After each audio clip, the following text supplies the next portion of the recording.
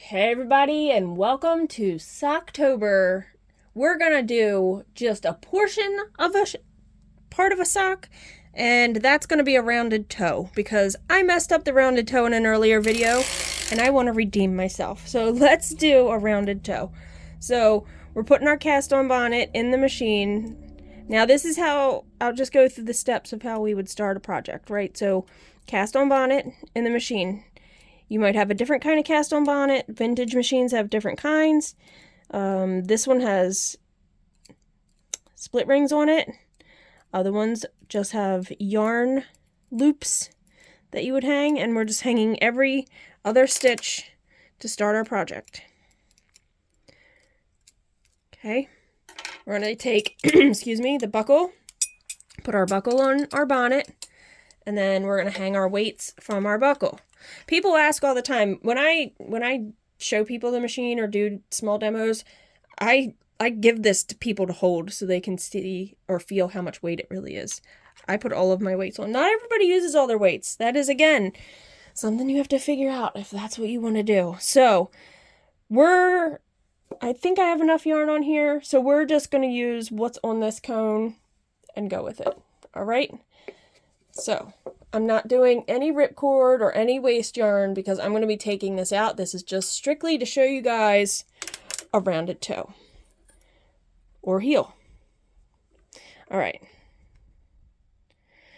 Starting on that first needle. My first needle is behind that red mark. Stopping halfway around because we couldn't hang these bonnet stitches or bonnet hooks on the needles because they were down in the cylinder.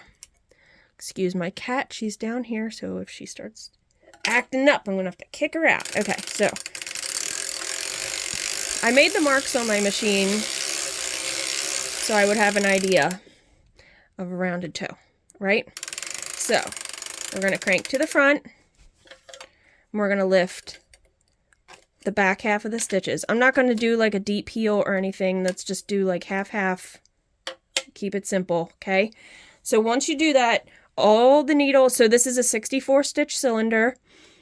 If your cylinder is a different size, it'll be different numbers, but 32 in the back, 32 in the front. All of these are now out of work. We crank to the back. We put our heel spring on. Okay. Then it's decreasing by lifting one stitch on the side that the yarn is coming from. Lifting one to decrease. Lifting one to decrease. And we're going to keep doing that. Eventually you'll need heel forks. Okay, I'm just pinching and pulling from below just a little bit. All right. Let's put those heel forks in so we're not messing up. All right, one right in the middle. I don't have a lot of space to hang mine. Normally it's about 1 inch down and 2 stitches in from your last stitches worked, okay? Because these are the ones that you're most likely to drop. The ones near the corners. That is almost always, when I was beginning to learn, that's what was happening. All right, so I put my weights on before I manipulated my needle so I would remember. I'm going to lift one to decrease on the side that the yarn is coming from. Cranking around. Okay. This is just to do the rounded toe, you're doing one each side until I get to this mark. Because I leave 12 stitches unworked in the middle. All right. You have to figure out what's good for you. Lifting one to decrease. Cranking around. Lifting one to decrease. Cranking around. Lifting one. Okay. Now this is going to be that was my last one. This is where I'm going to start my deep heel. So I started on this side, and that's why I'm going to start doing my deep heel on or my rounded toe or / heel on this side. So lifting 2, because it's this one and the next one, because my target needle is that one. Now when you do that on one side, you mirror it on the other. My stitches were starting to rise. They weren't going all the way down to the cylinder bed. I'm going to move my weights before I move my needles. Here's this is where I start lifting for 2, this pink mark here. So I'm going to lift 1 and 2. And I'm only going to lift 2 needles at once, twice on each side. So now I'm lifting this one and this one. I'm at my target on this side. 1 and 2. One moment, please. The cat is playing with a ball of yarn. Get out. And she knows better. Okay. Now we're going to be on the target mark on this side. So we're going to lift 2 on the side that the yarn is coming from to decrease. Okay. Now to increase, there's different methods. Obviously, you don't have to do what I'm doing, but this is a good practice if you want to attempt this rounded toe.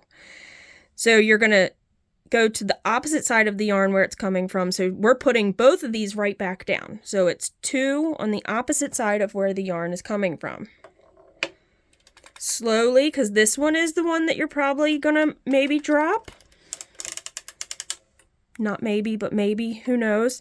Then 2 on this side, on the opposite side of where the yarn is coming from. You're watching that one mostly because that's the one that could possibly drop. All right, 2 on the yarn's coming from this side, so 2 on this side. Now we've done both of our 2 on this side.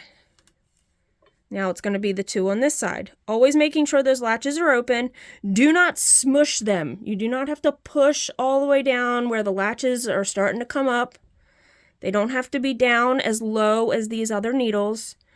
Just enough where the yarn is behind the latch is still open, and it's not smooshed. Okay, so this is the last time we're lowering 2. Crank around. Now we're going to go back to lowering 1. 1 on the opposite side of where the yarn is coming from. My stitches aren't going down, so let's move my weight again. All right, we're going to the opposite side, putting 1 needle back into work and that's increasing the amount of needles. Okay, putting 1 into work on the opposite side, increasing by 1.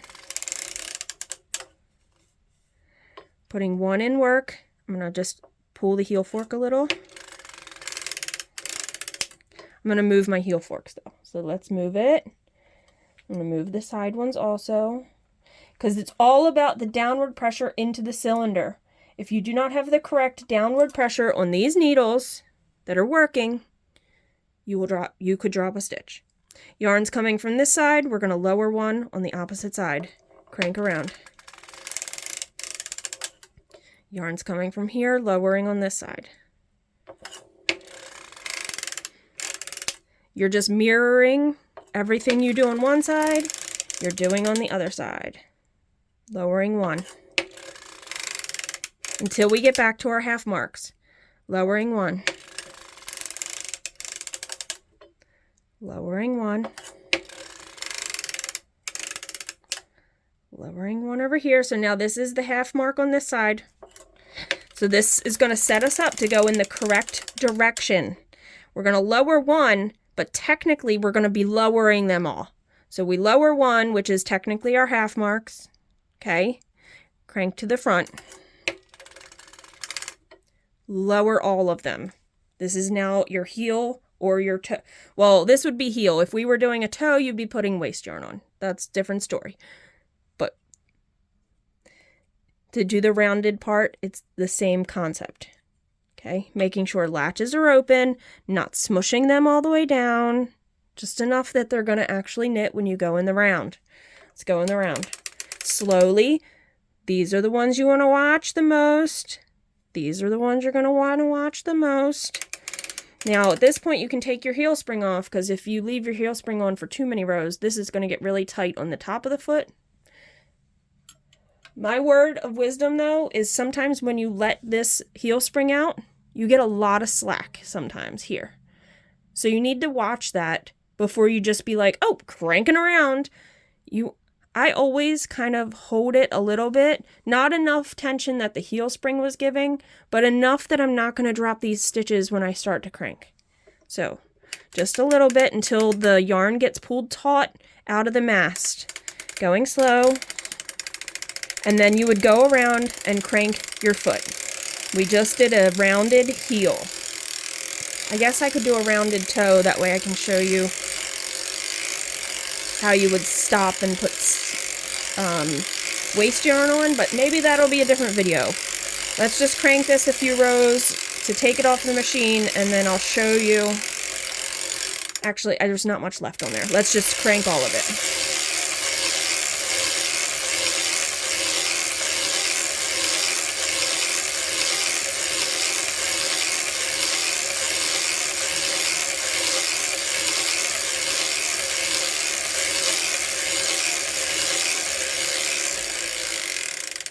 I'm going to just crank off. I'm not going to put waste yarn on. I'm just going to crank it off, holding it.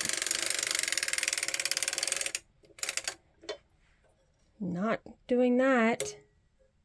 The yarn, I was just letting it fly and I shouldn't have let it do that. All right, so now it's off. And let's look at this rounded shape that we just made.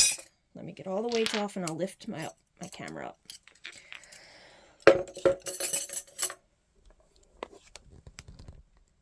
Okay, so we just made this right here.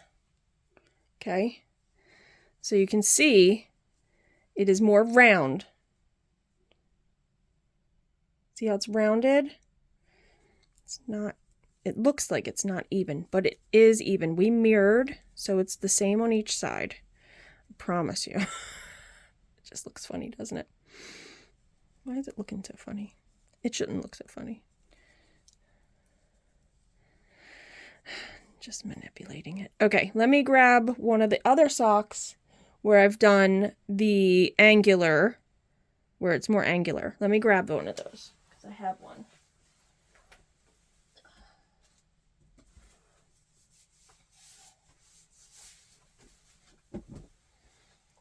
This is the toe. This is a toe, but I could show you the heel too. Okay. So here's the heel we did in a previous video that's not rounded. All right. Now if we take this and put it on top and compare, there you go. That's what the round toe looks like, or round heel. Now, you have to remember, because we lifted and increased 2 needles at one time in here, that was 4 rows that you are losing. So you're losing 4 rows in length. So if you do that for, say you know the perfect sock for you with this kind of heel is 100 rows to crank the foot. Just an example. When you do this, you're losing 4 rows at the heel and 4 rows at the toe. That's 8 rows. So you need to crank 8 extra rows in the foot. So you need to crank 108, not 100. I hope that makes sense. You're losing the amount of rows because you're cranking less passes, so you're having less short rows. So if we comparatively put it kind of where it starts, you can see we're losing rows. It's probably not exactly the same, and the yarn is not the same, so you can't fully compare that. But if I cranked my regular kind of toe like this, an angular toe in this yarn, and we put it up next to one another, it would be about it would be a 6-row difference, or gosh, I cannot talk. It would be a 4-row difference because you're losing 4 rows. Now, if you did both heel and toe, you're losing double that because you're losing, like I said, 4. Goodness gracious, I couldn't get that number out, could I? Let's look at the sides, how it looks. Come on. There we go.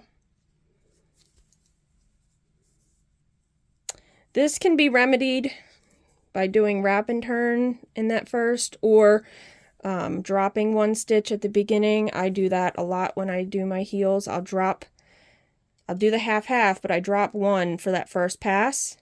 And on the second pass, I lift 2.